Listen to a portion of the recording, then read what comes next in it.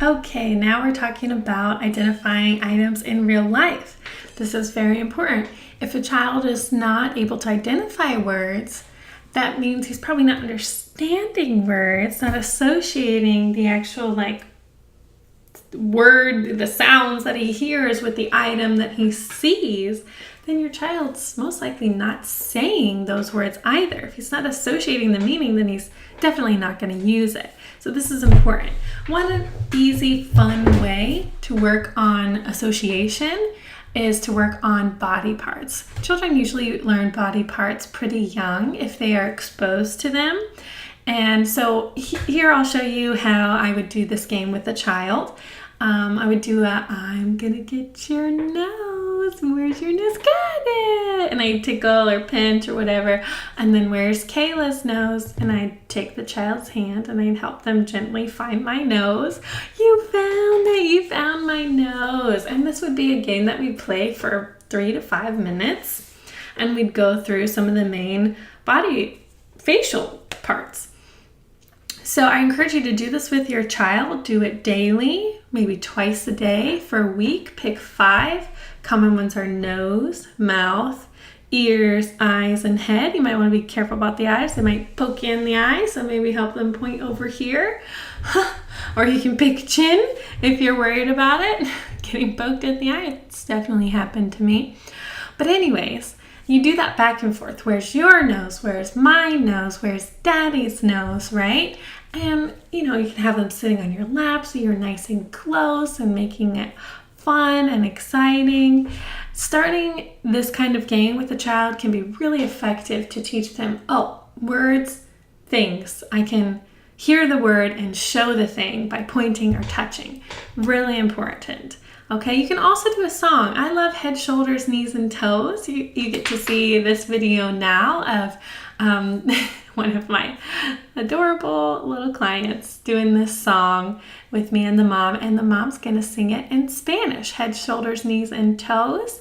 And we're identifying, we're touching the items, and the child actually learned a whole lot of body parts because of this song and the mom's dedicated practice, making this fun, doing it multiple times a day.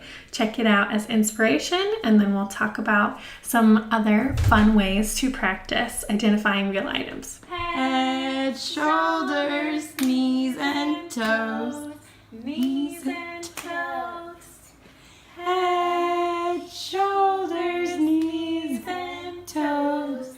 Knees and toes. Eyes and ears, mouth and nose, head, shoulders, knees and toes, knees and toes. Good. In Spanish?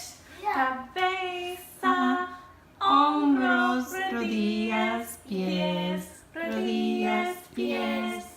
Cabeza, hombros, rodillas, pies. Rodillas, pies. Ojos? Ojos, orejas, boca y nariz. Cabeza. Hombros, rodillas, pies. Rodillas, pies. Another fun way to practice identifying real items in life is with food, and this can be really successful because food's usually really motivating. So let's say that it's mealtime, and I always say that mealtime is learning time, social and learning time. Turn off that TV, sit down with your child if you can, and let's practice identifying some actual food items. So these are pretend. We've got an orange, an apple, and a grape. So let's say that we've given a child a few pieces of each, and I have the same. So the child has some and I have some and I have the same. And I would do it like this. I would say, I want to eat the grape. Grape, nom, nom, nom, nom, nom. And I would playfully eat the grape. And then I tell you eat the grape. You. And hopefully the child hasn't already scarfed all the food down. And we can actually do this game. And then I take the orange. The orange. More orange. You get some orange. You eat orange. You have to keep those phrases short, right? So you eat orange. And then you eat apple. I ate apple. You eat apple, right? And you just really bait and tease the child so that they copy and do what you do. At first it's going to be copying. They saw you take the orange one, so they're taking the orange, right? But eventually they can and should be able to associate, oh, orange and orange, apple and apple.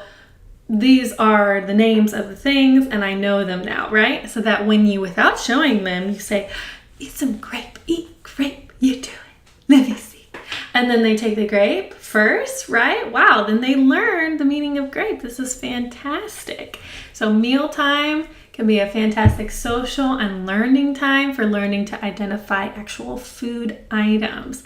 Give that a try. Next, I want to talk about getting dressed. Getting dressed is a great way to practice. Body parts, food, and clothing items are one of the first early set of vocabulary that children usually learn to understand and learn to say besides like family members' names. So it's important that you do practice these if your child's not already able to do this. So when you're getting the child dressed in the morning, again, slow real life down. Put those items out. You've got the socks and you've got the pants and you've got the shirt. So those are 3 different items that your child can learn the vocabulary of, right?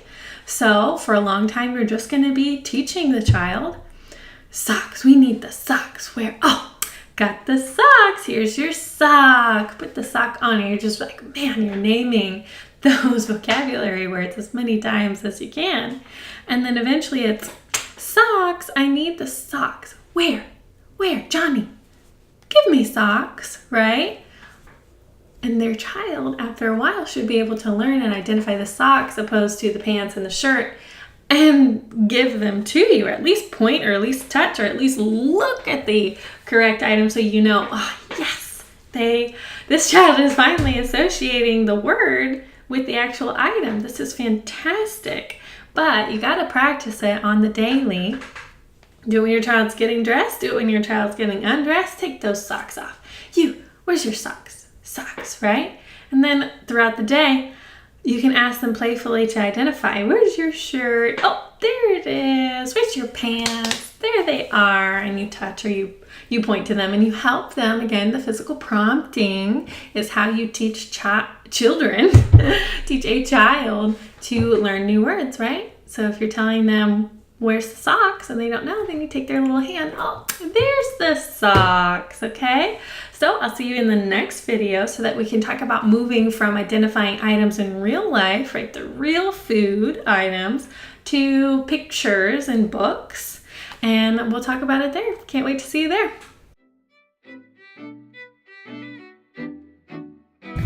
So this is good too for seeing if they know the words. Maybe they can't say it, but they understand it. Where's the dog? Where's dog? Oh, that's kitty. Here's dog. So you help them if they don't know. Put dog in. Good, and you help them learn to follow directions. Close. Can you close? Close it. You help them learn new action words. Close. So you can try that. And then where's the cat? There it is. Put in.